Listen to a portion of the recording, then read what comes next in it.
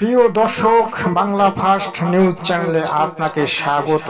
দেখতে আজ থাকুন। বাংলার বিখ্যাত কীর্তনিয়া প্রদীপ পাল মহারাজের কিছু তত্ত্ব নিয়ে এই ভিডিওটি তৈরি করা হবে। যে তত্ত্বগুলি শুনলে আপনার মন প্রাণ শীতল হয়ে যাবে এবং আপনি বুঝবেন যে আমাদের এই মানব জীবনে কি করা উচিত কি করা উচিত নয়। এই প্রদীপ পাল বাংলার মানুষকে যে শিক্ষাগুলো দেয় তার মধ্যে 90% ঠিক আছে, হয়তো 10% একটু গড়বড় হয়। তাহলে আপনারা শুনুন এবং চ্যানেলটিকে অবশ্যই সাবস্ক্রাইব করে নেবেন। আর প্রদীপ দাকে আমার চ্যানেলে সুস্বাগতম। প্রদীপ দাকে আমি অনুরোধ করব যে এই ভিডিওটিতে আপনি কোনো রকম কোনো ক্লেম দেবেন না। এই ভিডিওটি মানব কল্যাণের উদ্দেশ্যে আমি তৈরি করেছি এবং আপনার ক্লিপ নিয়ে আপনি ভিডিওটিতে কোনো রকম ডিস্টার্ব করবেন না, এটা আপনার কাছে অনুরোধ। তাই এই ভিডিওটি শেষ পর্যন্ত দেখতে থাকুন। এই যে তাকান মায়েরা, নারী কাকে বলে? পুরুষের পাশে যে থাকে, পুরুষ যে কাজ করে তাকে সাহায্য করে, কে নারী বলা হয়।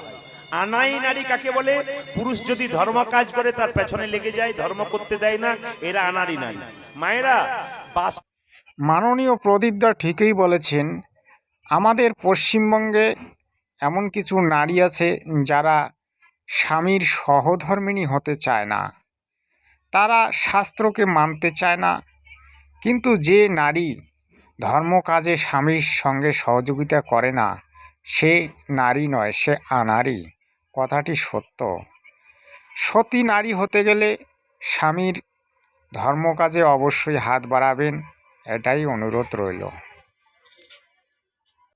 পেটে বাচ্চা থাকাকালীন অনুকূল ঠাকুরের শিষ্য যারা এখানে আছেন তারা জানবেন, পেটে বাচ্চা থাকাকালীন মেয়েদের 3-4টা নিয়ম পালন করতে হয়, বাচ্চা কৃষ্ণ ভক্ত হয়।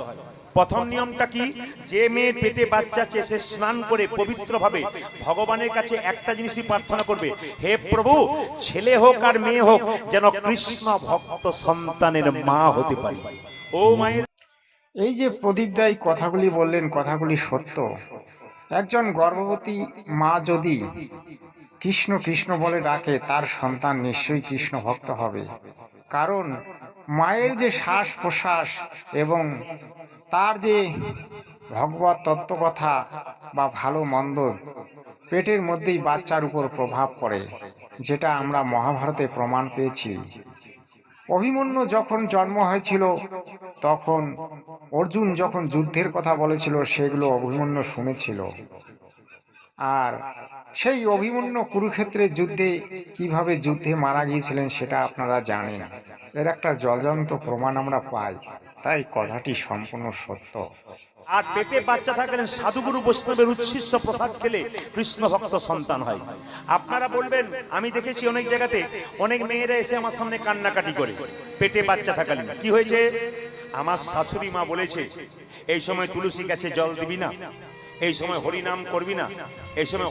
জয় হোক প্রদীপ পাল মহারাজের। কত সুন্দর তত্ত্ব তিনি আজ জনসমাজকে দিচ্ছেন। সেই তত্ত্বগুলি শুনে আমাদের মন প্রাণ জুড়ানোর কথা। অবশ্যই ভিডিওটি শেষ পর্যন্ত দেখবেন। তবে গোটা সংসার তার নিতাই গৌর হরি বল হরি। এই জন্য আমি মায়েদেরকে বারবার বলবো, সংসার করবেন নিজের নিজের, কারো কথা কানে নেবেন না। যদি পাশের বাড়ির পাড়ার লোক কেউ কানে বিষ-মন্ত্র দেয়, আপনি শুনবেন না, আপনার সংসার ধ্বংস হয়ে যাবে। এই দেখুন, মেয়েদের বা পুরুষের কোনো দুঃখ থাকলে দু জায়গায় গিয়ে বলবেন মায়েরা। কোথায় কোথায়? একটি গুরু চরণে, একটি গোবিন্দ চরণে। বাহ, এটাও তিনি সত্য কথা বললেন। আমরা যদি রামায়ণের দিকে দেখি, তাহলে রামের যখন বনবাস হয়েছিল, তখন কুমন্ত্রণা কে দিয়েছিল সেটা আপনারা জানেন। এই কুমন্ত্রণার কারণে রামের বনবাস হয়েছিল। আর আমরা যদি কুমন্ত্রণাগুলি না মানি, তাহলে কিন্তু আমরা সেই দুঃখটাকে পাবো না, বা সেই দুঃখটা আমাদের কাছে আসবে না। তিনি পরম সত্য কথা বলেছেন। তাই আপনারা সজাগ থাকবেন এবং আগে থেকে এই কথাগুলি মনে রেখে চলার চেষ্টা করবেন। নিয়েছে দীক্ষা মানে কি মা? দিয়ে খা। যারা গুরু মন্ত্র নিয়েছেন তারা শুনে রাখুন, আপনাদের মন্ত্র নেওয়া সার্থক তখন স্নান করার পর গোবিন্দের চরণে তুলসী পাতা আর বাতাসা দেবেন। তারপর আপনি যা খাবেন খাবেন, ভগবানকে দিয়ে খা, এর নাম দীক্ষা। আপনি দীক্ষা নিয়েছেন, স্নান করে ভগবানকে কিছুই দিলেন না, তবে আপনার দীক্ষা নেওয়া কোনো সার্থক হলো না। বাহ, সুন্দর কথা বললেন। আসলে দীক্ষা নিলে অবশ্যই ভগবানকে দিয়ে খেতে হয়, এটা সত্য। দীক্ষা শব্দের অর্থ আরও আছে। দেখুন, দীক্ষা আমরা সৎ গুরুর কাছে নিব এবং সৎ গুরুর কাছে নিলে তবেই দীক্ষা সার্থক হয়। আর ভণ্ড গুরুর কাছে নিলে তো আপনাকে ওই ভণ্ডই হতে হবে। সে তুলসীর মালা গলায় দিলেও বলবে যে আপনি মাছ মাংস খেতে পারবেন, দারু পান করতে পারবেন, জুয়া খেলতে পারবেন, শুয়োরের মশম খেতে পারবেন। ওই ভণ্ড গুরুর তো নিজেই পাঁঠার মশম খায়, মাছ খায় এবং দারু পর্যন্ত পান করে, তা তার ভক্তকে তো সে সেটাই বলবে। কিন্তু যে সদ্গুরু, যে তত্ত্বদর্শী গুরু, সে কিন্তু মাছ মাংস খাওয়া নিষেধ করবে এবং তুলসীর মালা গলায় দিলে দারু পান করতে মানা করবে এবং জুয়া, রেন্ডিবাজি, মাগিবাজি এসব থেকে দূরে থাকতে বলবে। ভাই, প্রকৃত কৃষ্ণ ভক্ত হতে গেলে কিছু নিয়ম পালন করতে হবে, এটা সত্য। কৃষ্ণ ভক্তির উপরে আরও ভক্তি আছে, যেটা আমার প্রদীপদা হয়তো বলেন নাই, তবে আমি একটু বলতে চাই।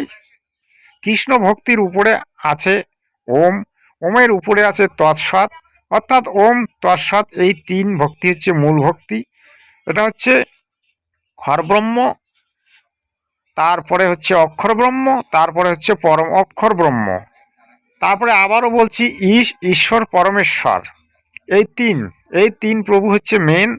এই হচ্ছে এখানকার মালিক অর্থাৎ ব্রহ্ম, আর অক্ষর পুরুষ হচ্ছে সারসংখ্য ব্রহ্মাণ্ডের মালিক অর্থাৎ পরব্রহ্ম, আর পরমেশ্বর যিনি, তিনি হচ্ছেন অখিল বিশ্ব ব্রহ্মাণ্ডের মালিক, তিনি হচ্ছেন পরমাত্মা, তিনি আসল গুরু এবং আসল পিতামাতা। শ্রীকৃষ্ণ হচ্ছে বিষ্ণুর অবতার, এটা আমরা জানি, কিন্তু শ্রীকৃষ্ণ হচ্ছে ষোলকলাযুক্ত ভগবান। শ্রীকৃষ্ণের ভক্তি করলে আপনি গোলকধামে মনুষ্য জন্ম পাবেন, বৈকুণ্ঠে যেতে হয়তো পারবেন, কিন্তু তারপরেও আপনাকে এই পৃথিবীতে জন্ম নিতে হবে এবং জন্ম এবং মৃত্যুর অধীন আপনাকে থাকতে হবে। কিন্তু ওম তৎসৎ, এই তিনের যদি আপনি সাধন ভজন করেন সদ্গুরুর কাছে দীক্ষা নিয়ে, তাহলে আপনি মুক্তি লাভ করতে পারবেন, যেটা আমি জগৎগুরু তত্ত্বদর্শী সন্ত রামপাল মহারাজের কাছ থেকে জেনেছি এবং আমি তার শিষ্য, তাই আমি তার কথাগুলি ব্যাখ্যা করি আমার চ্যানেলে মাঝে মাঝে। কিন্তু বাংলার কিছু প্রিয় প্রিয় কীর্তনীয়া আছে, যেমন প্রদীপজি, দীনকৃষ্ণ, শম্পা গোস্বামী, আরও অন্যান্য গৌরাঙ্গ সুন্দর চক্রবর্তী, গোপাল, বিভিন্ন ধরনের বড় বড় কীর্তনীয়া আছেন। তাদের ক্লিপ এই কারণে নেই যে আমার ভিডিওটি সুন্দর হয়, কিন্তু অনেকে খারাপ মনে করে, হয়তো তারা ভিডিওতে অনেক সময় ক্লেম দেয়, কপিরাইট স্ট্রাইক দেয়। যাই হোক, তবুও মাঝে মাঝে করি, কারণ ভিডিওগুলি সুন্দর হয়। তাই ভিডিওটি শেষ পর্যন্ত দেখুন। মাননীয় প্রদীপ দাস অনেক তত্ত্ব বলেছেন, ভিডিওটি অনেক পছন্দ হয়েছে, তাই ক্লিপ নেওয়া হয়েছে। উঠে নিজের হাতটাকে দর্শন করুন। শাস্ত্র বলল ঘুম থেকে উঠে যে কট দর্শন করতে পারে সে গোবিন্দ দর্শন করতে পারে। এখানে শাস্ত্র কতগুলো নিয়ম বুঝিয়েছে, আমি ছোট্ট করে আপনাদের বুঝিয়ে দিই। ঘুম থেকে ওঠার পর যখন চোখ খুলবেন, মা কাউকে দেখবেন না, কি করবেন? হরে কৃষ্ণ কৃষ্ণ কৃষ্ণ হরে হরে, হরে রাম। খুব সুন্দর কথা, খুব দামি কথা বলেছেন। সকালে ঘুম থেকে উঠেই যদি কর লক্ষ্য করা যায়, তাহলে ৩৩ কোটি দেবতার দর্শন হয় এবং ভগবান কৃষ্ণের কৃপা লাভ করা যায়, এটা সত্য। কিন্তু সত্য হলেও আরও কিছু বলার আছে, যেটা আপনি একটু আমার কাছ থেকে শুনে নিন। ৩৩ কোটি দেবতার ভজন সাধন করাটা ঠিক আছে, কিন্তু ৩৩ কোটি দেবতার যে সাধন করার নিয়ম, সেই নিয়মগুলি মেনে সাধন করলে তবে লাভ পাওয়া যাবে। কিন্তু আমাদের বেদশাস্ত্র কি বলছে? দেবতাদের সাধন করার কথা বলছে, কিন্তু আমরা কি করছি? আমরা দেবতার পূজা করছি। এই জায়গাটায় আমরা ভীষণ ভুল করে চলেছি। হরে কৃষ্ণ নাম কোথায় আছে সেটা তো আজও আমি খুঁজে পাইনি, কিন্তু বেদ শাস্ত্রে আমার জগৎগুরু তত্ত্বদর্শী সন্ত রামপাল মহারাজজি বলেছেন, বেদ শাস্ত্রে হরে কৃষ্ণ নাম নেই। গীতায় যেমন একটা মন্ত্র আছে ওম মন্ত্র, তারপরে তৎসৎ, এই দুটি সাংকেতিক, এই তিনটাই হচ্ছে মূল ভক্তি, এবং এই তিনেই হচ্ছে আমাদের পরমেশ্বর, পরম গুরু এবং আসল ভগবান। কিন্তু বাকি যে ব্রহ্মা বিষ্ণু মহেশ্বর আছে তারাও ভগবান। যেমন ধরেন একজন ডিএম, একজন ম্যাজিস্ট্রেট, একজন এই ধরনের, এরা ভগবান, এরা মাত্র 16 গুণযুক্ত ভগবান। এরা আপনার এই গোলকধামে সুযোগ সুবিধা দিতে পারবে, কিন্তু আপনাকে মুক্তি দিতে এরা পারবে না, আর আপনার কষ্ট নিবারণও এরা করতে পারবে না। এরা আপনাকে জন্ম মৃত্যুর অধীন রাখতে পারবে, এটা সত্য। মহাপ্রভু গোপালকে জড়িয়ে ধরে বলেছিল, গোপাল যার থেকে কিছু শিক্ষা পাওয়া যায় তাকে গুরু বলা হয়, আজ থেকে তোর নাম গোপাল গুরু। মহাপ্রভু স্বীকার করলেন সেদিন কি খাইতে শুইতে যথা তথা সব জায়গায় হরিনাম করা যায়।